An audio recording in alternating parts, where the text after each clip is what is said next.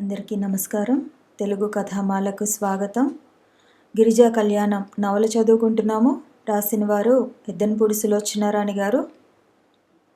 సాయన్న మొక్కలకి నీళ్లు పెడుతున్నాడు. గిరిజ అక్కడే కొద్దిగా అటు ఇటు తిరుగుతోంది. జ్వరం పూర్తిగా తగ్గిపోయింది. నుదిటి మీద గాయం కూడా మానుతోంది. కాస్త తేలికైనప్పటి నుంచి గిరిజ మంచం మీద పడుకోలేదు, తిరుగుతూనే ఉంది. గిరిజ సాయన్న దగ్గరికి వచ్చింది. సాయన్న పిలిచింది. ఏంటమ్మా? సాయన్న చిన్న మాట అడగనా? ఏంటమ్మా, మీరు యజమానులు, అడిగేయాలి కానీ అలాగంటారా? గిరిజ క్షణం సేపు తటపటాయించింది. రోజీ ఎవరు? ఆ పేరు వినగానే సాయన్న ముఖం వెలవెలాపోయింది. చెప్పు సాయన్న, చిన్నబాబు మొన్నో రోజు నిద్రలో పీడకలతో లేచారు. నన్ను పట్టుకుని రోజీ రోజీ అన్నారు. సాయన్న గిరిజ వైపు చూస్తున్నాడు. గిరిజ అనునయంగా అంది. సాయన్న, నువ్వు పెద్దవాడివి, చిన్నబాబు అంటే విపరీతమైన ప్రేమ ఉంది. మా ఇద్దరి క్షేమం నువ్వు నిజంగా కోరినట్లయితే నా మనసులో భూతంగా పీడిస్తున్న ఈ అనుమానం తీర్చు. మీరు చిన్నబాబునే అడగకపోయారమ్మా? అడిగాను. మర్నాడు పొద్దున కాఫీ తాగుతుండగా రోజు ఎవరు అని అడిగాను. కుక్కపిల్ల పేరు అని చెప్పారు. ఆ కుక్కపిల్లంటే తనకి ఇష్టంట. ఆ కుక్కపిల్ల దురదృష్టవశాత్తు యాక్సిడెంట్లో చచ్చిపోయిందట. అది అంతా నిజమే, కానీ రోజీ కుక్కపిల్ల కాదమ్మా, అందమైన ఆడపిల్ల అనే నాకు అనుమానం వేసింది. మీ చిన్నబాబు నాకు అది చెప్పడానికి ఇష్టపడలేదు, అందుకే కుక్కపిల్ల అని చెప్పారు. రోజీ ఎవరో నేనే తెలుసుకోవడానికి నిశ్చయించుకున్నాను. సాయన్న పైపు కింద పెట్టాడు. పూల మొక్కల్లో పెరిగిన గడ్డిని లాగుతూ చెప్పాడు. చిన్నబాబుకి ఒక ట్యూషన్ మాస్టర్ ఉండేవారమ్మా. ఆయన ఇక్కడే, అదిగో ఆ సర్వెంట్ క్వార్టర్స్లో ఉండేవారు. ఆయనకి భార్య బిడ్డలు లేరు. మద్రాసులో ఆయనకి చెల్లెలు ఉంది. ఆ చెల్లెలు కూతురే రోజీ. రోజీ తల్లిపోయింది. రోజీ మద్రాసులో ఉండి చదువుకుంటూ సెలవులకి వచ్చింది. చిన్నబాబు ఆ అమ్మాయి సరదాగా కబుర్లు చెప్పుకునేవారు. సినిమాలకి షికార్లకి తిరిగేవారు. ఆ తర్వాత ఏమైందో ఏమో, పెద్దయ్య గారు ఆ టీచర్ని పంపేశారు. రోజీ వెళ్ళిపోయింది. 2 నెలల తర్వాత రోజీ కారు యాక్సిడెంట్లో చనిపోయింది. ఈ మాట వినగానే చిన్నబాబు ఎలాగో అయిపోయారు. తర్వాత మెల్లగా మర్చిపోయినట్టున్నారు. గిరిజ చాలా శ్రద్ధగా ఉంది. ఇప్పుడు ఆ మాస్టర్ గారు ఎక్కడున్నారు? తెలియదమ్మా. మేమంతా అనుకోవటం పెద్దయ్య గారు కోపగించుకుని ఇంట్లోంచి వెళ్ళగొట్టారేమోనని. ఆయన వెళ్ళిపోయిన తర్వాత కానీ ఆ సంగతి మాకు తెలియలేదు. చిన్నబాబు రోజీని పెళ్లి చేసుకోవాలని అనుకున్నారా? నాకు తెలియదు. సాయన్న పైపు తీసుకుంటూ అన్నాడు. ఇది మీరు పెద్ద బాధగా తీసుకోవాల్సిందేం కాదు. బాగా డబ్బున్న అబ్బాయిల జీవితాల్లో ఇలాంటివి అలవాటే. అందుకే పెద్దయ్య గారు చిన్నబాబుకి త్వరగా పెళ్లి చేసేయాలని అంత ఆరాటపడ్డారు. ఇంతలో ఆవరణలోకి చందు వచ్చాడు. సాయన్న మాటలు మార్చేసి, అమ్మగారు, ఈ గులాబీ చెట్టు ఉందే, అయ్యగారు బెంగళూరు నుంచి తెప్పించారు. అది ఎలా వచ్చిందంటే ప్రారంభించాడు. చందు అక్కడికి వచ్చాడు. గిరిజ దూరంగా ఉన్న సర్వెంట్ క్వార్టర్స్ వైపు వేలితో చూపిస్తూ, ఆ ఇల్లు నాకు చాలా బాగుంది అంది. చందు అటు తిరిగాడు. అది సర్వెంట్ క్వార్టర్స్గా ఇప్పుడు చేశారు, కానీ ఇదివరకు నాకు చదువు చెప్పే టీచరు ఉండేవాడు అంటుండగానే అతని మాటలు పరధ్యాసగా అయినాయి. గిరిజ జాగ్రత్తగా అతని ముఖ కవలికల్ని గమనిస్తోంది. చందు ప్యాంటు జేబులో చేతులు పెట్టుకొని అటే చూస్తున్నాడు. అతని చూపులు శూన్యంలో చిక్కబడినాయి. అతను ఆ క్షణంలో తన పరిసరాలనే మర్చిపోయినట్టుగా నిలబడ్డాడు. అతని ముఖంలో విషాద ఛాయలు అలుముకోవటం గిరిజ చూస్తూనే ఉంది. 2 రోజుల తర్వాత గిరిజ అల్మారా సర్దుతోంది. చందు ఉత్తరాలు, ఎప్పటివో గ్రీటింగ్ కార్డ్సు కట్టలుగా పడి ఉన్నాయి. జనవరి 1న ప్రతి పండుగ, అతని పుట్టినరోజున, ఆ విధంగా సంవత్సరంలో ఎంతోమంది పంపినవి ఉన్నాయి. గిరిజ వాటిలో చాలా బాగున్నవి చూసి మిగతావి చింపేసి అల్మారా సర్దుతోంది. వాటిల్లో కొన్ని రసీదులు ఉన్నాయి. గిరిజ అవి తీసుకు చూసింది. అవి మనీ ఆర్డర్ రసీదులు. వరంగల్లో జోసెఫ్ అనే ఆయనకి చందు ప్రతి నెల 200 రూపాయలు పంపుతున్నాడు. గిరిజ అన్నింటినీ వరుసగా పెట్టి చూసింది. ఒక్కటి కూడా పొల్లిపోకుండా ప్రతి నెలవి ఖచ్చితంగా ఉన్నాయి. గిరిజ కనుబొమ్మలు ముడిపడినాయి. ఆ అడ్రస్ నోట్ చేసుకుంది. అన్నీ కట్టగట్టి దాచింది. కిందికి దిగిరాగానే గిరిజ సాయన్నని అడిగింది. సాయన్న, జోసెఫ్ ఎవరి పేరు? చిన్నబాబు టీచర్ పేరమ్మా. ఓహో. గిరిజ ఇంకేం మాట్లాడలేదు. ఎందుకమ్మా అడిగారు? ఏం లేదు. గిరిజ ఫస్ట్ రాగానే 200 రూపాయలు మనీ ఆర్డర్ చేయించి రసీదు చూపించింది. అది చూడగానే అతను భూమి తలకిందులైనట్టుగా చూశాడు. ఇది నీకెలా తెలుసు? గిరిజని రసీదుని మార్చి మార్చి చూస్తూ అడిగాడు. మొన్న మీ అల్మారా సర్దుతుంటే రసీదులు కనిపించాయి. ప్రతి నెల పంపుతున్నట్టుగా ఉంది. ఈయనెవరో మీకు కావలసిన ఆయన అయి ఉంటాడని నేనే మనీ ఆర్డర్ చేయించాను. ఏం నేనేమైనా తప్పు పని చేశానా అని అమాయకంగా చూస్తున్నట్లు అడిగింది. లేదు లేదు, చందు కంగారు పడ్డాడు. నువ్వు మంచి పనే చేశావు, ప్రతి నెల ఇలాగే పంపాలి. ఈయన ఈయన నా స్నేహితుడి తండ్రి. ఆ స్నేహితుడు చనిపోయాడు. ఈయనకి పక్షవాతం వచ్చింది. చూసేవాళ్ళు ఎవరూ లేరు, అందుకని నేను పంపిస్తున్నాను. అలాగా, మీరెంత మంచివారు. ఎంతమందికి స్నేహితులు ఉండరు, అందరూ ఇలా ఆదుకుంటారా? మీలాంటి ఆత్మీయుడిని పొందిన వాళ్ళు ఎంత అదృష్టవంతులో. అలాంటిదేం లేదు, ఇందులో నేను చేస్తున్న మంచి పని ఏమీ లేదు. చందు అక్కడి నుంచి త్వరగా వెళ్ళిపోయాడు. మేనేజర్ ఖాతా పుస్తకాలు తీసుకుని గిరిజ దగ్గరికి వచ్చాడు. చూడండి, మీతో చిన్న మాట చెప్పాలని వచ్చాను. చెప్పండి, కుడుతున్న గిరిజ తలెత్తకుండానే అంది. మొన్న అకౌంట్స్లో చిన్నబాబు పేరిట 1000 రూపాయలకి బదులు 7000 రూపాయలు అని పడింది. అది చాలా పొరపాటే, క్షమించరాని నేరమే. చిన్నబాబు నన్ను ఉద్యోగంలోంచి మానేసి వెళ్ళిపోమ్మని చెప్పారు. గిరిజ వింటూ కూర్చుంది. నేను ఇలా అర్ధాంతరంగా వెళ్ళిపోతే మీకే నష్టం. ఏ అకౌంట్స్ ఎలా మేనేజ్ చేశానో నేను చెప్పకపోతే మీకు తెలియదు. అసలు ఇలాంటి పొరపాటు జరిగిందంటేనే నాకే సిగ్గుగా ఉంది. నేనే మానేద్దామని అనుకున్నాను, కానీ రాజగోపాలరావు గారు గుర్తుకొస్తున్నారు. దాదాపు 10 సంవత్సరాల నుంచి నేను ఆయన సొమ్ము తింటూ బ్రతుకుతున్నాను. నాకు పెళ్ళి ఆయనే చేశారు. పిల్లలకి అక్షాభ్యాసం ఆయన చేతనే చేయించాను. ఈ పరిస్థితిలో చిన్నబాబుని వదిలి వెళ్ళటం అనేది నాకు సబబుగా తోచలేదు. మీకు కూడా ఒక మాట చెప్పి వెళదామని వచ్చాను. మీరు కూడా నేను చేసింది తప్పంటేనే ఇవిగో పుస్తకాలు, ఇవిగో బీరువా తాళం చెవులు. గిరిజ వాటిని అందుకోలేదు. ఏమంటారు? నేను చిన్నబాబుతో మాట్లాడతాను. అది విన్న తర్వాత కూడా ఆయన మిమ్మల్ని తీసేయాలని అనుకుంటే ఇక ఆయన ఆపటం ఆ దేవుడి తరం కూడా కాదు. మేనేజర్ క్షణంసేపు గిరిజ వైపు చూశాడు. ఈ అమ్మాయి చాలా తెలివిగలది. అదే ఇంకో అమ్మాయి అయితే నేను ఒప్పిస్తాలేండి, మీరు మీ ఉద్యోగం చేసుకోండి అనేది. గిరిజ తెలివిగలది కాబట్టి బాధ్యత తన మీద లేనట్టు చెప్పింది అనుకున్నాడు. ఆయన ఫైల్స్ తీసుకుని వెళ్తుంటే సాయన్న ఎదురయ్యాడు. అలాగే మేనేజర్ వైపు చూస్తున్నాడు. మేనేజర్ కోపంగా అన్నాడు, ఏమిటోయ్ అలా చూస్తావు? పో వెళ్ళి నీ పని చేసుకోరాదు. 25 ఏళ్ల నుంచి నేను ఈ ఇంట్లో పని చేస్తున్నానండి. నాకు నా పని చూసుకోమని ఎవరూ చెప్పలేదు ఇంతవరకు. ఇదివరకు రోజులా ఇవి? ఎంత మారినాయి. లెక్కలు ఏమిటో తెలియని వారంతా వచ్చి అకౌంట్స్ చూస్తుంటేను అని విసురుగా వెళ్ళిపోయాడు. ఆ సాయంత్రం ఇంటికి రాగానే చందు గిరిజని అడిగాడు, ఆ మేనేజర్ని ఉండమని చెప్పావుట, ఏమిటి? చెప్పాను, ముందు మీరు బట్టలు మార్చుకుని కాఫీ తాగితే ఎందుకు ఇలా చెప్పానో చెబుతాను అంది. అతను కాఫీ తాగుతుండగా గిరిజ చెప్పింది, తాతయ్య ఏం చెప్పారంటే చాలా కాలంగా ఉన్న నౌకర్ని మనం తీసేస్తే డబ్బు ఇవ్వాలి. తీసేయదలుచుకుంటే అతనే మానేసేలా మనం చేయాలి. ఇంకోటేమిటంటే అతను ఉన్నప్పుడే అతని ద్వారానే మనం ఆ పనేమిటో తెలుసుకోవాలి. ఇప్పుడు మేనేజర్ గారిని ఇలా అర్ధాంతరంగా తీసేసామనుకోండి, నష్టం ఎవరికి? మీకే. నాకేం నష్టం? లోకం గొడ్డుపోయిందా? ఇంకో 100 ఎక్కువ ఇచ్చానంటే రేపు పాటికి ఇంకో మేనేజర్ వస్తాడు. వచ్చి ప్రయోజనం ఏమిటి? అతను కూడా ఇంతే చేస్తాడు. నౌకర్లని మనం ఎప్పుడూ డబ్బుతో మాత్రమే కాకుండా డబ్బుతో పాటు అభిమానంతో కూడా ఆకట్టుకోవాలి. తర్వాత తప్పులు చేయటం మానవ నైజం. ప్రతి తప్పు వెనక కొన్ని కారణాలు ఉంటాయి. తప్పు పట్టుకోగానే ఆ కారణాలు మనం సరిగ్గా గ్రహించాలి. ఒకసారి వార్నింగ్ ఇవ్వాలి. కొంతమంది యజమాని గమనిస్తున్నాడంటే చేరు.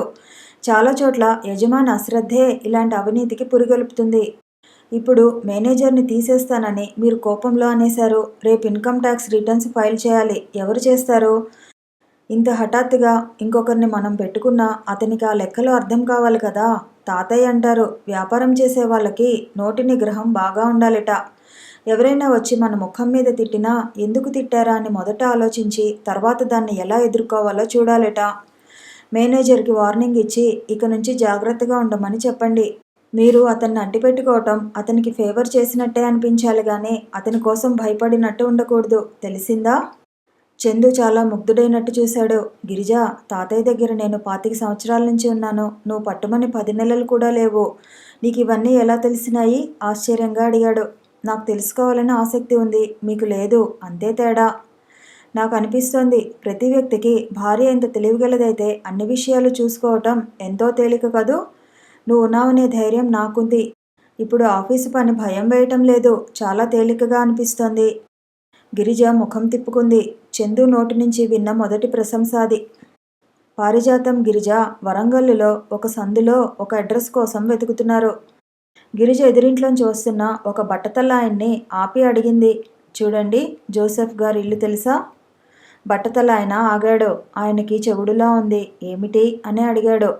చచ్చాం అంది పారిజాతం. గిరిజ చేతిలో కాగితం ఆయనకిచ్చింది. ఆయన అది చూశాడు. ఓహో, టీచర్ గారిల్లా? అదిగో ఆ సున్నం వేసి ఉందే ఆ పెంకుటిల్లు, అందులో ఎడం పక్క పోర్షన్. వెళ్ళండి. ఆ గేటు తీసుకువెళితే పడకుర్చీలో పడుకుని పిల్లలకి పాఠాలు చెబుతూ ఆయనే మీకు కనిపిస్తాడు అనేసి వెళ్ళిపోయాడు.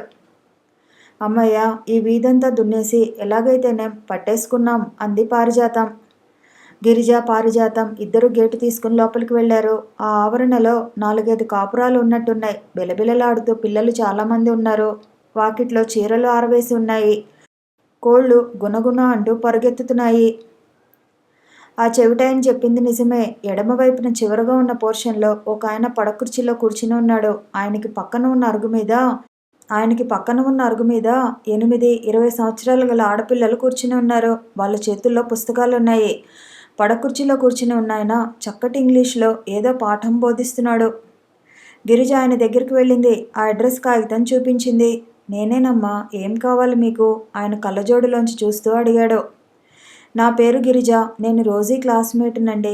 మాది మెడ్రాసు. రోజీ పేరు వినగానే ఆయన ముఖంలో ఆసక్తి వెల్లువలా వచ్చింది. అరేరే, నిజంగానా? కూర్చోండి. అమ్మా విజయ, ఆ పక్క యేసుదాసిని అడిగి నేను ఇవ్వమన్నానని 2 కుర్చీలు అడిగి పట్టుకురా అన్నాడు. విజయ కుర్చీలు తెచ్చివేసింది. గిరిజ కూర్చుంటూ పారిజాతాన్ని పరిచయం చేసింది. ఈ అమ్మాయి నా ఫ్రెండ్ అండి, ఈ ఊరే. వాళ్ళ ఇంటికి వచ్చాను. నేను హైదరాబాద్లో ఎంక్వైరీ చేస్తే మీరు ఈ ఊళ్ళో ఉన్నారని తెలిసింది. ఈ అడ్రస్ ఎవరిచ్చారు? చంద్రశేఖర్ అని రాజగోపాలరావు గారు మనమడుట, ఆయన ఇచ్చారు. ఆ పేర్లు వినగానే ఆయన ముఖం సీరియస్గా అయింది. విజయ, ఈ పూట మీకింక సెలవు, రేపు రండి అన్నారాయన. అలాగే సార్. 5 నిమిషాల్లో ఆ 3 ఆడపిల్లలు పుస్తకాలు సర్దుకుని వెళ్ళిపోయారు. గిరిజ విచారంగా చూస్తూ అంది. రోజీ మరణించటం ఎంత ట్రాజెడీ కదూ అంకుల్. మేమెవరం నమ్మలేకపోయాం. ఆయన కళ్ళు విషాదానికి మారుపేరైనాయి. అవునన్నట్లు తల ఊపాడు. అసలు ఎలా పోయింది? కారు యాక్సిడెంట్ అని ఎంతోమంది అన్నారు. కాదు, కావాలనే చంపారని ఇంకా కొంతమంది అన్నారు. అసలు విషయం ఏమిటో మీకే తెలియాలి. ఆయన మాట్లాడలేదు. ఒకసారి భగవంతుని తలుచుకుంటున్నట్లుగా క్రాస్ చేసుకున్నాడు. లోపలికి రండి, మీకు కాస్త కాఫీ ఇస్తాను. ఆయన లేచాడు. కర్రని ఆసరా చేసుకుని నడుస్తూ, ఈ మధ్యనే నాకు పక్షవాతం వచ్చి ఆ ప్రభువు దయ వల్ల కాస్త తగ్గింది. 4-5 నెలల నుంచి ఈ మాత్రం లేచి నడవగలుగుతున్నాను అన్నాడు. పారిజాతం, గిరిజ లోపలికి వచ్చారు. లోపల బాగా పెద్ద గదే ఉంది. పుస్తకాలు షెల్ఫ్లో ఉన్నాయి. ఇంకో పక్క మూలగా పియానో ఉంది. దానిమీద పోనీటైల్ కట్టుకుని స్లీవ్లెస్ వీకట్ మెడగల బ్లౌజ్ వేసుకున్న ఒక అమ్మాయి ఫోటో ఉంది.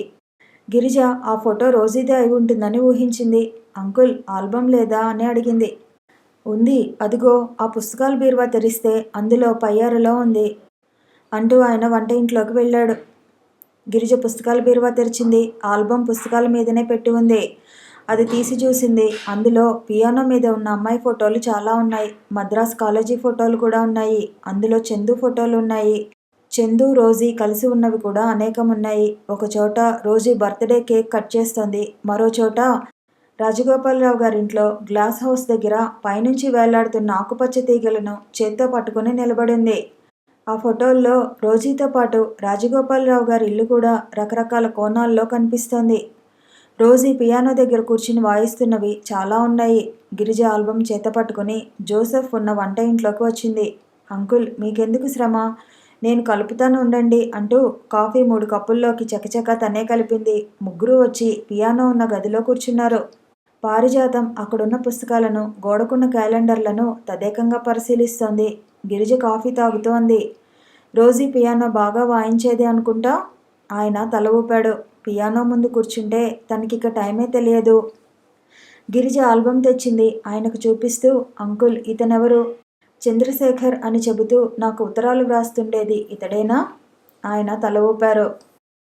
అతన్ని పెళ్లి చేసుకోవాలని అనుకుంటున్నానని వ్రాసింది. మరి పెళ్లి ఎందుకు జరగలేదు?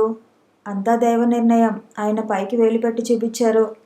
అసలేమైంది అంకుల్? రోజీ మరణించటం మాకంతా ఒక మిస్టరీ. చెప్పానుగా తల్లి, అంతా దేవుని లీల అని. రోజీ గుర్తుకు వస్తే అసలేం జరిగిందో తెలియక బాధ అనిపిస్తుంది. తను కూడా మా అందరిలాగానే హాయిగా ఉండాల్సిన మనిషే కదా. భగవంతుడు కొందరికి అన్నీ ఇచ్చి జీవితం లాగేసుకుంటాడు.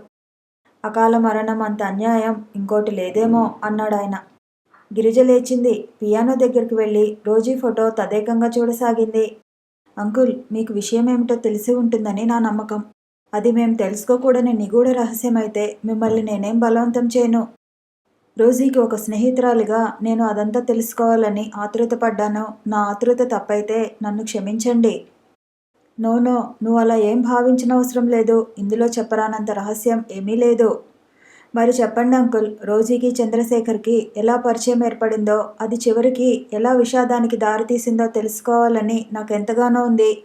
నా ఆతృతకి అసలు కారణం కూడా మీకు చెప్పేస్తాను. నేను స్నేహమయ్యి అనే కలం పేరుతో కథలు వ్రాస్తుంటాను. నా స్నేహితురాలి జీవితమే ఎందుకు వ్రాయకూడదు అనిపించింది. ఆ భావంతోనే ఇంత దూరం మిమ్మల్ని వెతుక్కుంటూ స్వయంగా వచ్చాను. అలాగా? ఆ మాట నాకు ముందే చెప్పలేదేం మరి? నీకు అంతా చెబుతాను. కానీ నువ్వు క్షుణ్ణంగా తెలుసుకోవాలంటే మొదటి నుంచి వినాలి అన్నాడాయన. చెప్పండి అంకుల్ అంది గిరిజ. గిరిజ పియానోని ఆనుకొని నిలబడింది. ఆయన సోఫాలో కూర్చున్నాడు. పారిజాతం బొమ్మలా చూస్తోంది. జోసెఫ్ రోజీ గురించి చెప్పసాగాడు. రాజగోపాలరావు గారు శ్రీమంతుడు. చాలామంది డబ్బున్న వాళ్ళలా ఉండే డాబు దర్పం ఆయనలో లేవు. ఆయనకి ఒకే ఒక మనుమడు ఉన్నాడు. ఆయన ఆస్తికి వారసుడు అతను ఒక్కడే. అతని పేరే చంద్రశేఖరం. అందరూ చందు అని పిలుస్తారు. చందుకి తెలివితేటలకేం తక్కువ లేవు. కానీ చదువు మీద బొత్తిగా శ్రద్ధ లేదు. ఎప్పుడూ తప్పుతూ ఉండేవాడు. రాజగోపాలరావు గారు ఆయన కుటుంబ మిత్రుడైన శేషారత్నం ద్వారా నాకు కబురు చేసి పిలిపించారు. చందు చేత ఎలాగైనా సరే డిగ్రీ తెచ్చుకునే చదువు చదివించాలని చెప్పారు. నేను అంగీకరించాను. నా వృత్తిరీత్యా నేను అనేక రకాల మంది పిల్లల్ని చూశాను. ఎలాంటి ముద్దునైనా చురుకుగా చదివించగలిగే నేర్పు నాకుంది. కానీ ఇంత అనుభవం ఉన్న నాకు చందు సరికొత్త స్వభావం కల విద్యార్థిగా కనిపించాడు. చిన్నప్పటి నుంచి గారాబంగా పెరగటం వల్లనో, బాగా డబ్బు ఉండి కష్టమనేది ఎరగకపోవటం వల్లనో చందు స్వభావం చిత్రంగా ఉండేది. ఎంతసేపు ఎదుటివాళ్ళు తన కోసం ఏమైనా చేయాలి, ఎదుటి వాళ్ళ నుంచి తనకి ఆనందం దొరకాలి. అలా దొరకని మనుషుల్ని అతను క్షణం కూడా భరించలేడు. అతని ఇంట్లో తాతయ్య, నౌకర్లు, చివరికి అతని ఫ్రెండ్స్ అందరూ అతని స్వసుఖం కోసం, ఆనందం కోసమేనన్నట్లు ఉండేవాళ్ళు. అతను ఒక్కసారి చదివితే వచ్చేసేదే. కానీ చదివేవాడు కాదు. పుస్తకాలు చూడగానే దండం పెట్టేవాడు. అంకుల్, మనిషి విజ్ఞానానికి, తెలివితేటలకి ఈ డిగ్రీలు కొలబద్దలు అనే పెద్ద భ్రమ మన వాళ్ళలో బాగా పాతుకుపోయింది. విజ్ఞానం కోసం తప్పక చదవాల్సిందే. కానీ డిగ్రీ కోసం చదవనవసరం లేదు. మా క్లాస్మేట్స్ ఇద్దరు ఉన్నారు. ఇద్దరు బాగానే చదివేవాళ్ళు. పరీక్షలో ఒకతను పాస్ అయ్యాడు, ఒకతను ఫెయిల్ అయ్యాడు. అంత మాత్రాన పాస్ అయిన అతను తెలియగలవాడు, ఫెయిల్ అయిన వాడు తెలివి తక్కువవాడు అంటే ఎలా? అంకుల్, అసలు ఈ పరీక్షలు అనేవి ఎందుకు? ఫలానా మనిషికి ఫలానా విద్యలో బాగానే విజ్ఞానం ఉంది అని సర్టిఫై చేయడానికి, అంతేగా. అందుకే ఈ డిగ్రీలు ఉద్యోగాలకి చూపుడు వేళ్ళుగా మారినాయి. నాకు ఉద్యోగం అవసరం లేదు. అందుకే నేను పరీక్షలు వ్రాయను. ఒకసారి ఫెయిల్ అయితే నాకు బాధగా ఉంటుంది. ఊరికే చదవమంటారా? ఎంతైనా చదువుతాను. ఆ చదివే చదువులో నాకు ఆనందం, తృప్తి కలగాలి. నేనేదైనా నేర్చుకుంటే అది నా కోసంగా ఉండాలి. నేనే పని చేసినా అందులో నాకు ఆనందం లభించాలి. ఆనందం లభించని పనులు కూడా కొంతమంది చేస్తారు. కానీ వాళ్ళు మనుషులు కాదు, మరలు అనుకోండి. I pity them. నేను విభ్రాంతిగా చందు వైపు చూసేవాడిని. నేను ఇతనికి చదువు చెబుతానని వచ్చాను. కానీ చందుయే నాకు చదువు నేర్పేలా ఉన్నాడు. ఇతనిలో జీవితం పట్ల కొత్త రకమైన ఆలోచనలు ఉన్నాయి. అందరూ ఆలోచించే ధోరణికి ఇతని ధోరణి పూర్తిగా విభిన్నంగా ఉండేది. షేక్స్పియర్ డ్రామా గురించి చెబుతుంటే ఎన్ని గంటలైనా శ్రద్ధగా కదలకుండా కూర్చుని వినేవాడు. మనుమడిని పెద్ద డిగ్రీ హోల్డర్గా చేయాలని తాతగారి తాపత్రయం. రాజగోపాలరావు గారు చదువుకునేటప్పుడు కాలేజీలో అన్నింటిలో ఆయనే ఫస్ట్న ఉండేవారుట. ఆయన BAలో గోల్డ్ మెడలిస్టు, MAలో యూనివర్సిటీ ఫస్టు. కానీ చందుకి చదువులో తాతగారి నేర్పరితనం వచ్చిన ఆలోచన ధోరణి భిన్నంగా ఉండటంతో అతనికి డిగ్రీ రావటం కష్టమయ్యేది. కాలేజీకి ఇష్టం ఉంటేనే వెళ్ళేవాడు, ఇష్టం లేకపోతే మానేసేవాడు. మనిషికి టైం గడిచిపోతుందని చెప్పటానికి గడియారం, కానీ పనులు గుర్తు చేయడానికి కాదు అనేవాడు. బయట వాతావరణం కాస్త మబ్బుగా ఉంటే చాలు, ఇక చచ్చినా నా దగ్గరకు పాఠాలకు కూర్చునేవాడు కాదు. ఇంత మంచి క్లైమేట్లో బయట తిరగకుండా ఈ బందిఖానాలో ఎందుకు కూర్చోవాలి? అలా బయట తిరిగి వద్దాం రండి అంకుల్ అనేవాడు. చందు తాతగారు ఎంత కేకలేసినా నన్ను అంకుల్ అనే పిలిచేవాడు, సార్ అనేవాడు కాదు.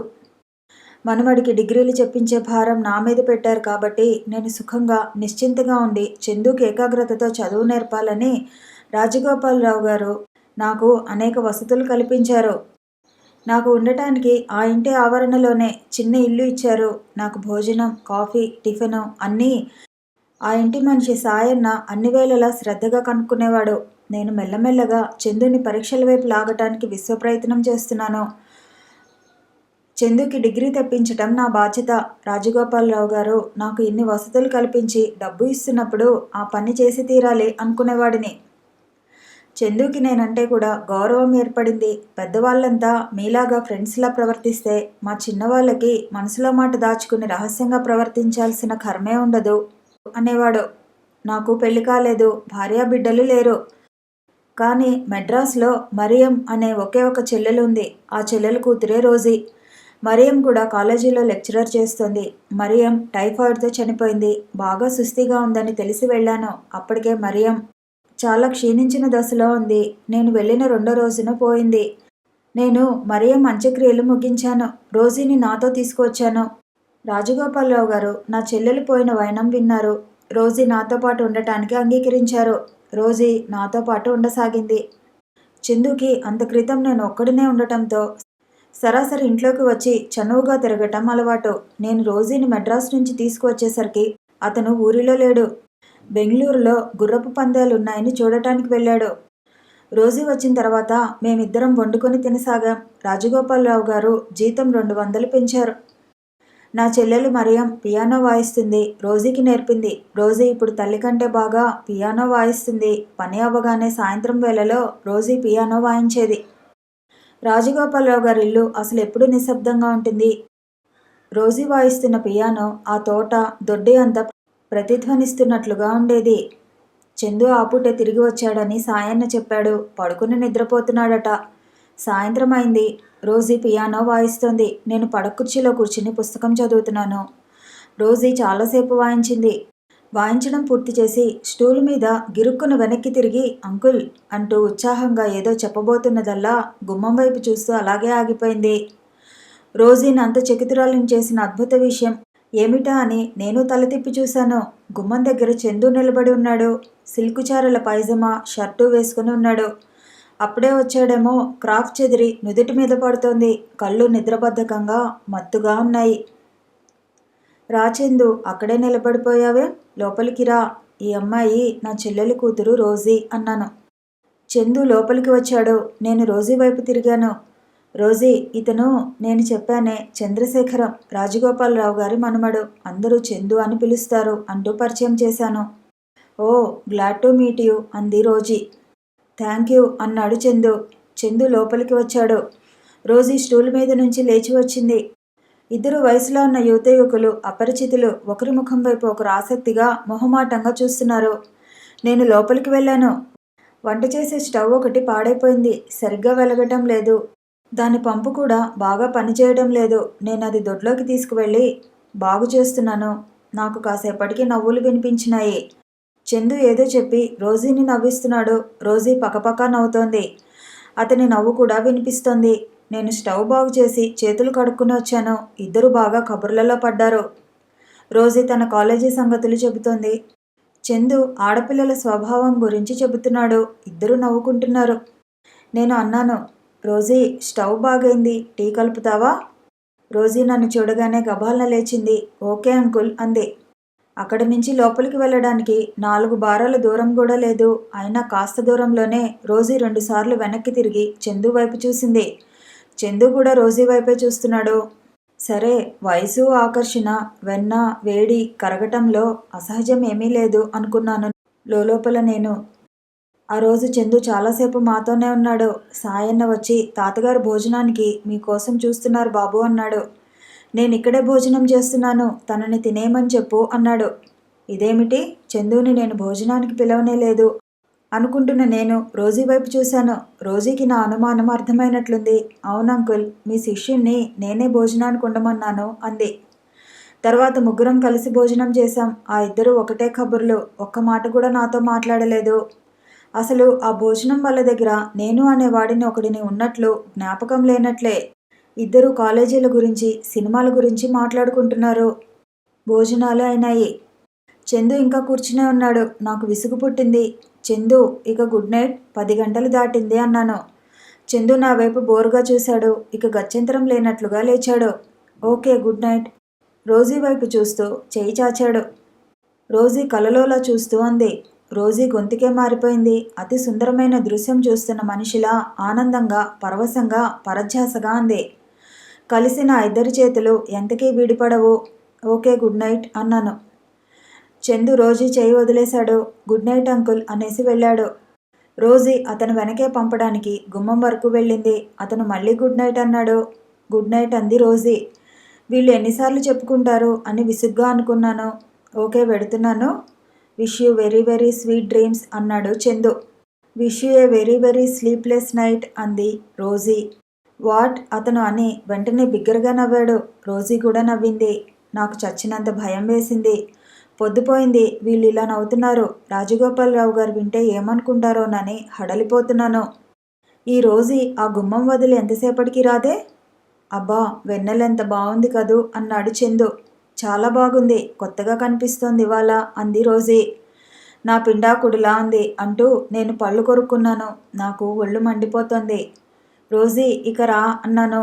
వస్తున్నా అంకుల్. ఓకే, గుడ్ నైట్ అంది. గుడ్ నైట్ అన్నాడతను. ఇప్పటికి 6సారో 7సారో అనుకున్నాను. రోజీ తలుపు వేసి వచ్చింది. వెళ్ళి పడుకుంది. పడుకునే ముందు చందు గదివైపుకి ఉన్న కిటికీ తలుపు తెరిచింది. నేను మంచం మీద పడుకుని చూస్తూనే ఉన్నాను. కొద్దిసేపటికి చందు గదిలో లైట్ వెలిగింది. కిటికీ తలుపు కూడా తెరుచుకుంది. అమ్మో, జాగ్రత్తగా ఉండాలి అనుకున్నాను నేను. ఆ రోజు నుంచి చదువు విషయం పూర్తిగా వదిలేశాడు. ఎప్పుడైనా నేను మందలిస్తే, అంకుల్, ఈసారికి పరీక్ష వ్రాయకపోతే ఏమవుతుంది? నా జీవితం ఏమీ ఆగిపోదుగా, డిగ్రీ కోసమేగా. అబ్బా, ఇంకా నాకు కనీసం 56 సంవత్సరాల వయసైనా ఉంటుంది. ఎప్పుడో ఒకసారి ఆ డిగ్రీ సంపాదించలేకపోను. రోజీ ఎక్కడా అనేవాడు. చదువు వైపు కాస్త కూస్తో అతనికి ఏర్పడుతున్న ఏకాగ్రత రూపు లేకుండా పోయింది. ఒకసారి నేను బజారు వెళ్ళి వచ్చేసరికి చందు, రోజీ ఇద్దరు ఇంట్లో ఉన్నారు. చందు పియానో ఎదురుగా ఉన్న స్టూల్ మీద కూర్చుని ఉన్నాడు. రోజీ అతనికి పియానో ఎలా వాయించాలో నేర్పుతోంది. అతని చేతులు పట్టుకుని వేళ్లతో పియానో మెట్లు నొక్కిస్తోంది. నేను వచ్చేసరికి నన్ను చూసి ఆ చేతులు వదిలేసింది. చందు నా వైపు తిరుగుతూ హుషారుగా అన్నాడు. అంకుల్, ఈరోజు నేను రోజీ ఒక నిర్ణయానికి వచ్చాం. రోజీ నాకు పియానో వాయించడం నేర్పుతుంది. నేను రోజీకి కారు డ్రైవింగ్ నేర్పుతాను. ఎవరి విద్యలో త్వరగా ఉత్తీర్ణులవుతారో మేం బెట్టు కట్టుకున్నాం అన్నాడు. నేను ఆ మాట వినగానే మనసులో సరి 2 విద్యలే అనుకున్నాను. నేను ఆ రోజు రోజీతో చెప్పేశాను. రోజీ, గోపాలరావు గారు దయాద్ర హృదయులు, అతి మంచివారు. నన్ను నమ్మి ఇల్లు ఇచ్చారు. ఆయనకి ఏదైనా బాధ కలిగించేలా మనం ప్రవర్తించకూడదు. ఇప్పుడేమైంది అంకుల్ అంది. ఏమీ కాలేదు. నువ్వు తెలివిగలదానివి, చదువుకున్న దానివి. నీకు తెలియని పరిస్థితులు ఏమీ లేవు. నువ్వు చందుతో మరీ ఎక్కువ చనువు పెంచుకోకు అన్నాను. ఈ మాట వినగానే రోజీ ముఖంలో నవ్వు ఎగిరిపోయింది. అలాగే అంకుల్ అంది. కానీ అది క్షణంలోనే మర్చిపోయినట్లుంది. చందు పట్ల ప్రవర్తనలో కాస్త కూడా మార్పు రాలేదు. రోజీ మామూలుగా నాతో పాటు చర్చికి ఎప్పుడూ వచ్చేది. ఇప్పుడు ఏదో వంకతో రాకుండా ఇంటి దగ్గరే ఉంటుంది. ఒకసారి నేను ఒక స్నేహితుడి దగ్గరకు వెళ్ళాను. నేను తిరిగి వచ్చేసరికి తలుపులు తీసే ఉన్నాయి. ఎక్కడి నుంచో మాటలు వస్తున్నాయి. నేను పడక గదిలోకి వెళ్ళి చూశాను. అక్కడెవరూ లేరు. నేను ఆ మాటలు వినిపిస్తున్న వైపు వెళ్ళాను.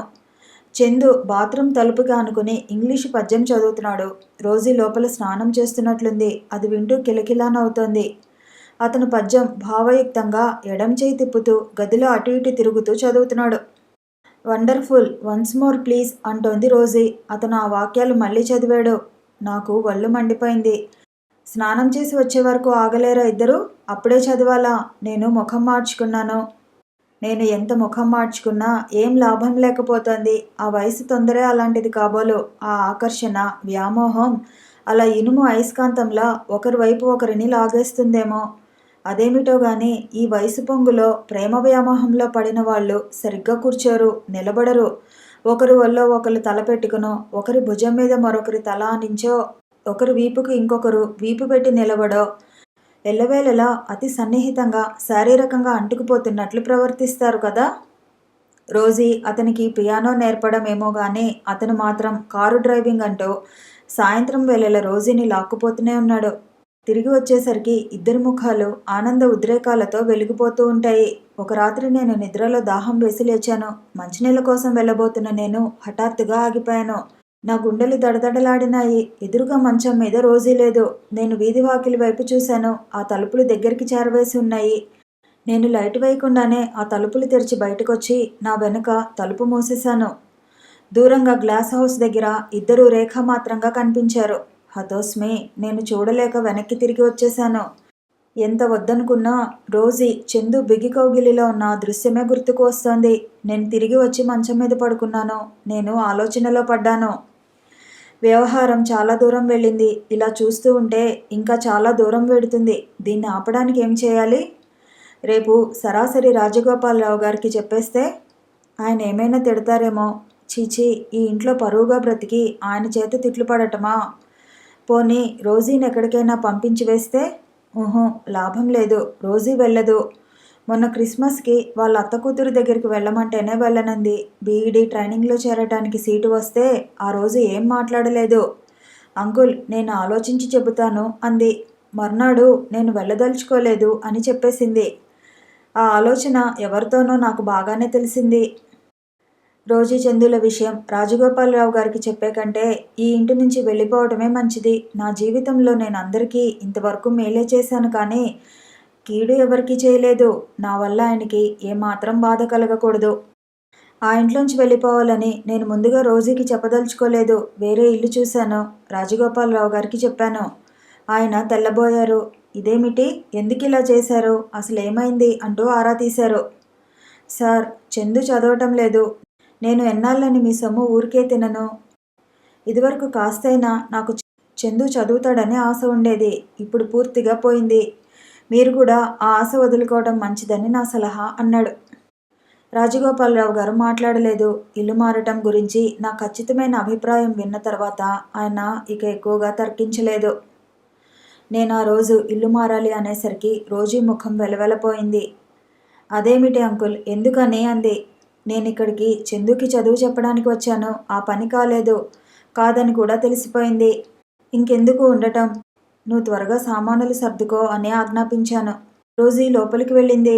అరగంట అయింది. రోజీ సామాన్లు సర్దుతున్న చప్పుడేమీ నాకు వినిపించలేదు. నేను గదిలోకి తొంగి చూశాను. రోజీ మంచం మీద కూర్చుని ఉంది. కళ్ళ నుంచి నీళ్లు ధారలు కడుతున్నాయి. రోజీ అని పిలిచాను. రోజీ ఉలిక్కి పడ్డట్టుగా లేచింది. ఏడుస్తున్నావా? ఎందుకు? లేదు అంకుల్, లేదు. మమ్మీ గుర్తుకు వచ్చింది అంతే, కళ్ళనీళ్ళు తుడుచుకుంటూ అంది. మమ్మీ గుర్తుకు వచ్చిందా? అయితే విను. మమ్మీ అంటే నీకు గౌరవం కానీ అభిమానం కానీ ఉన్నాయా? అదేమిటి అంకుల్? నా మాటకి జవాబు చెప్పు. మీకు తెలియదా? తెలుసు. కానీ ఈ మధ్య చందు మైకంలో పడి ఆ సంగతి మర్చిపోయావేమో అనుకుంటున్నాను. రోజీ, చందు నిన్ను పెళ్లి చేసుకుంటాడని అనుకుంటున్నావా? సూటిగా అడిగేశాను. నా వైపే చూస్తున్న రోజీ ఈ ప్రశ్న వినగానే జవాబు చెప్పలేనట్టుగా తలదించుకుంది. నిన్నే మాట్లాడవేం? ఒకవేళ అతను చేసుకుంటానన్నా ఆ రాజగోపాలరావు గారు ఊరుకుంటారా? వాళ్ళ కుటుంబానికి మన కుటుంబానికి ఆర్థికంగా ఆచార వ్యవహారాల్లో పరువు ప్రతిష్టల్లో ఎంత తేడా? చందు ఒకవేళ వాళ్ళ తాతయ్యకి ఎదురు తిరిగి చేసుకున్నా ఆ పెళ్ళి సుఖప్రదం కాదు. ఎందుకంటే నువ్వు పెరిగిన వాతావరణం, నీ స్వేచ్ఛ ఇవి వేరు. ఆ ఇంటి సాంప్రదాయం, ఆ పద్ధతులు వేరు. నువ్వు వాటిల్లో ఇమడలేవు. రోజీ, పెళ్ళి అయిన తర్వాత ఎప్పుడూ ఘర్షణ అనేది పనికిరాదు. అలా ఘర్షణ ఉంటే ఆ జీవితం నరకమవుతుంది. నా మాట విను. చందు నువ్వు సరదాగా స్నేహితుల్లాగా తిరిగారు. ఆ పరిచయం అంతవరకే ఉండని. ఇప్పుడు నీకు ఇది బాధ కలిగించినా తర్వాత చాలా హాయినిస్తుంది. మీ వయసులో ఉన్న వాళ్ళకి ఆకర్షణ తప్ప ఇంకేమీ తెలియదు. మేం పెద్దవాళ్ళం ఎన్ని రకాలుగానో ఆలోచిస్తాం. నీకు మీ అమ్మ మీద అభిమానం ఉంటే నా మాట విను. లేదంటే నీ ఇష్టం. నీ మార్గం నువ్వు చూసుకో. ఈ పూట నుంచి నీకు నాకు సంబంధం లేదు. అది మాత్రం గుర్తుపెట్టుకో. ఎందుకంటే ఇలాంటి వ్యవహారాల్లో పెద్దవాళ్ళకి రెండే రెండు మార్గాలు ఉంటాయి. ఒకటి, వీలైతే చిన్నవాళ్ళని చక్కదిద్దటం. రెండోది, అది సాధ్యం కాకపోతే వాళ్ళ కర్మానికి వాళ్ళని వదిలేసి దూరంగా వెళ్ళిపోవటం. నీ ఇష్టం. నేను నా సామాను సర్దుకుంటున్నాను. నీకిష్టమైతే నీ బట్టలు కూడా సర్దుకొని నాతో రా. లేదంటే ఇక్కడే ఉండిపో. నాకేం అభ్యంతరం లేదు. నేను యువతలికి వచ్చేశాను. రోజీ నాతో వస్తుందా లేక రాదా? గుండెలు దడదడలాడుతున్నాయి. దేనికైనా సిద్ధంగా ఉన్నానని పైకి బింకంగా చెప్పాను గాని లోలోపల హడలిపోతున్నాను. రోజీ రానంటే నేనేం చేయటం? భగవంతుడా, ఈ గొడవ ఎక్కడికి దారి తీస్తుందో కదా అని లోలోపల గుంజాటన పడుతున్నాను. టాక్సీలో నా సామాను అంతా సర్దేశాను. ఇక బయలుదేరటమే తరువాయి. రోజీ! నేను గది బయటనే నిలబడి పిలిచాను. నేను వెళుతున్నాను. రోజీ గుమ్మంలోకి వచ్చి నిలబడింది. బట్టలు ప్రయాణానికి సిద్ధమైనట్లుగా మార్చుకుని ఉంది. కుడి చేతిలో పెట్టె ఉంది. ఎడమ చేతిలో తను చందు కలిసి తీయించుకున్న ఫోటోలు పెట్టిన ఆల్బమ్ ఉంది. కళ్ళు మాత్రం ఉబ్బి ఉన్నాయి. ఆ కళ్ళల్లో సర్వస్వం పోగొట్టుకున్న దీనత్వం కనిపిస్తోంది. నాకు జాలేసింది. ఈ ఆడపిల్లలున్నారే, వీళ్ళని ఏమన్నాలో తెలియదు. మనసు విలువేమిటో తెలియనట్లు ఊరికే పారేసుకుంటారు. తరువాత విపరీతంగా బాధపడతారు. నా ఈ మేనకోడలు రోజీయే కాదు, చాలామంది ఇంతే. పరీక్షలు ఎదురైతే తట్టుకోలేరు. తెగింపు తక్కువ. ఏదైనా నాతో రోజీ బయలుదేరినందుకు నాకు చాలా సంతోషం అనిపించింది. గుడ్ గర్ల్ అంటూ రోజీ భుజాల చుట్టూ చేయివేసి టాక్సీ దగ్గరికి నడిపించాను. దూరంగా వరండాలో నిలబడిన రాజగోపాలరావు గారు కనిపించారు. ఆయన కారు ఇస్తానని అంటే నేనే వద్దన్నాను. ఆ డ్రైవర్కి నేను ఉన్న ఇల్లు తెలిసిపోతుందని భయం. ఆయనకి నమస్కారం చెప్పి వీడుకోలు తీసుకువచ్చేశాను. మేం కొత్త ఇంటికి మారాం. 2 రోజుల తర్వాత ఆ సాయంత్రం నేను కూరలు తీసుకురావడానికి మార్కెట్లోకి వెళ్ళాను. అక్కడ సాయన్న కలిశాడు. చందు ఈ ఉదయం ఊరు నుంచి వచ్చాడట. మేం వెళ్ళిపోయామని తెలియగానే ఎందుకు వెళ్ళిపోయారు అంటూ ఇంట్లో ప్రతి మనిషిని అడిగాడుట. చివరికి తాతగారితో బాగా పోట్లాడాడుట. నన్ను ఇంట్లో తరిమివేసి ఉంటారనే అన్నాడుట. ఈ మాట వినగానే రాజగోపాలరావు గారికి చాలా కోపం వచ్చిందిట. తాత మనుమల మధ్య మాట పెరిగిందట. చందు చాలా కోపంగా ఇంట్లోంచి వెళ్ళిపోయాడుట. చందు వెళ్ళిపోగానే రాజగోపాలరావు గారు బాధగా, వాడు ఇలా మాట్లాడటం ఏమిటి? జోసెఫ్ గారిని నేనెందుకు వెళ్ళగొడతాను? వాడికి గాని మతిపోయిందా ఏమిటి అన్నాడుట. నేను మౌనంగా సాయన్న చెప్పిందంతా విన్నాను. బయట ఆకాశంలో బాగా మబ్బు పట్టింది. గాలి బాగా వీస్తోంది. కూరలు తీసుకున్న సంచి సైకిల్కి తగిలించుకొని వర్షంలో తడిసిపోతానేమోననే భయంతో గబగబా తొక్కుకుంటూ ఇంటికి వచ్చాను. నేను వచ్చేసరికి మా ఇంటి ముందు చందు తెల్లటి ఫియట్ కారు ఆగి ఉంది. నేను సైకిల్ స్టాండ్ వేసి కూరల సంచి తీసుకుని లోపలికి వచ్చాను. లోపల చందు కూర్చుని ఉన్నాడు. అతని ఒడిలో రోజీ ఉంది. రోజీ చేతులు చందు మెడ చుట్టూ పెనవేసి ఉన్నాయి. రోజీ అతని భుజం మీద ముఖం దాచుకుని ఉంది. అతను జుట్టు సరిచేస్తూ చెంపలు నిమురుతున్నాడు. నేను దగ్గాను. తీరికగా చెప్పులు వదిలాను. చేతిలో గొడుగును వరండాలో మేకుకి తగిలించాను. నేను మళ్ళీ గుమ్మంలో నుంచి లోపలికి అడుగు పెట్టేసరికి చందు ఒక్కడే సోఫాలో కూర్చుని ఉన్నాడు. రోజీ దూరంగా మరో సోఫాను ఆనుకొని నిలబడి ఉంది. నన్ను చూడగానే చందు సోఫాలో నుంచి లేచాడు. హలో అంకుల్, గుడ్ ఈవినింగ్ అన్నాడు. Good evening. నేను కూడా విష్ చేశాను. కూరల సంచి రోజీ చేతికిచ్చాను. రోజీ అది తీసుకువెళ్ళి లోపల పెట్టి క్షణంలో తిరిగి వచ్చింది. చందు బాగా చిత్తుగా తాగి ఉన్నాడు. సరిగ్గా నిలబడలేకపోతున్నాడు. నన్ను చూస్తూ అన్నాడు, అంకుల్, నేను రోజీని తీసుకువెళ్ళడానికి వచ్చాను. ముద్దమాటతో చెప్పాడు. తీసుకువెళతావా? ఎక్కడికి అన్నాను. ఎక్కడికైతే మీకెందుకు, నాతో తీసుకువెళుతున్నాను. నాకు అవసరం లేకపోయినా నువ్వు ఎక్కడికి తీసుకువెళుతున్నావో కనీసం రోజీకైనా తెలియాలి కదా. ఏం రోజీ, నీకు తెలుసా? నీకు తెలిస్తే నాకు చెప్పకపోయినా పర్వాలేదు. రోజీ తలదించుకుంది తప్ప సమాధానం చెప్పలేదు. ఏం రోజీ, మాట్లాడవేం? ఈసారి రోజీ చందు వైపు చూసింది. ఆ కళ్ళు సమాధానం చెప్పమని అర్థిస్తున్నట్టుగా ఉన్నాయి. చందు జవాబు చెప్పలేదు. నేనే అన్నాను, రోజీ, అతను నిన్ను పెళ్లి చేసుకుంటానని అనేట్టయితే నువ్వు వెళ్ళు. పెళ్ళా? అతను భుజాలు కుదించాడు.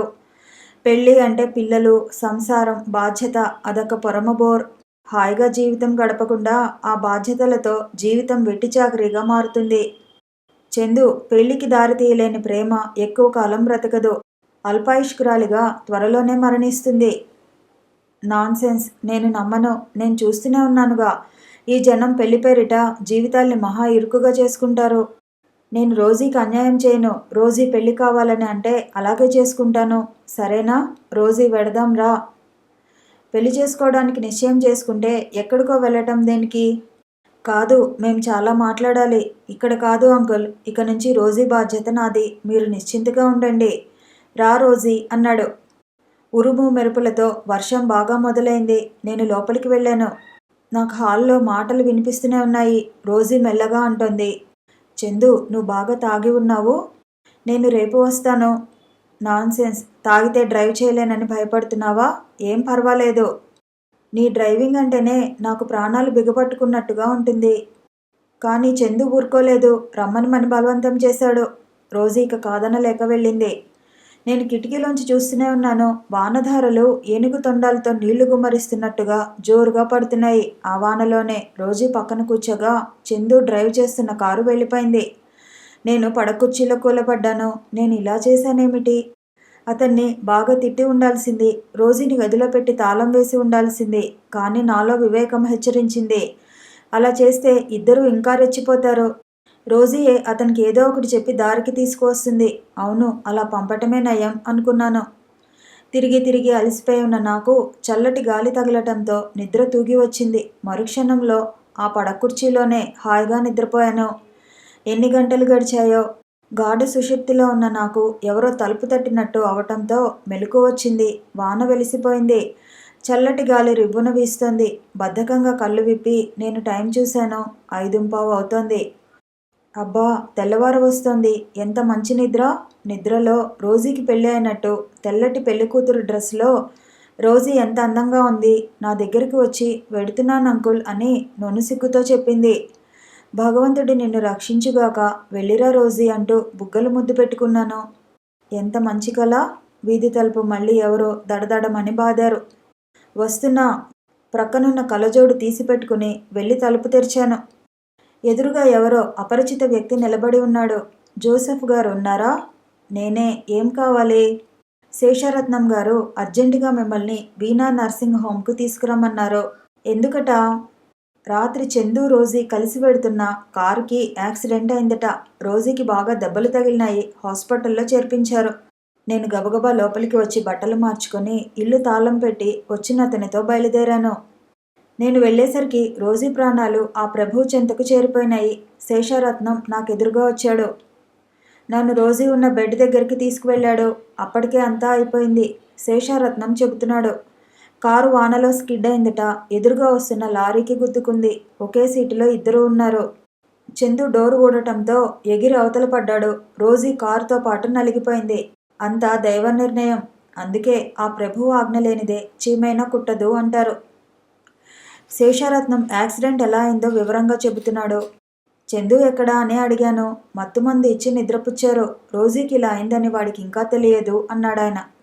రోజీ పెళ్లికూతురుగా కలలోకి వచ్చి వెళుతున్నానని చెప్పిన సంగతి గుర్తుకు వచ్చింది. నాకు తెలియలేదు. పెళ్లికూతురు అయ్యావని సంబరపడ్డాను గాని అంటూ ఏడ్చేశాను. తెల్లవారింది. డెడ్ బాడీ ఇవ్వటానికి 1,00,000 నిబంధనలు ఉన్నాయి అక్కడ.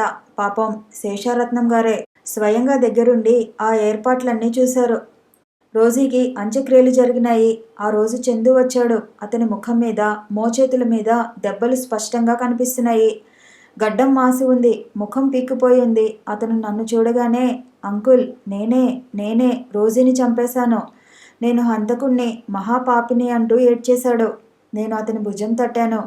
పాపులను దేవుడే శిక్షిస్తాడు అనే నమ్మకం గల నాకు ఆ క్షణంలో అతనంటే ద్వేషం కలగలేదు.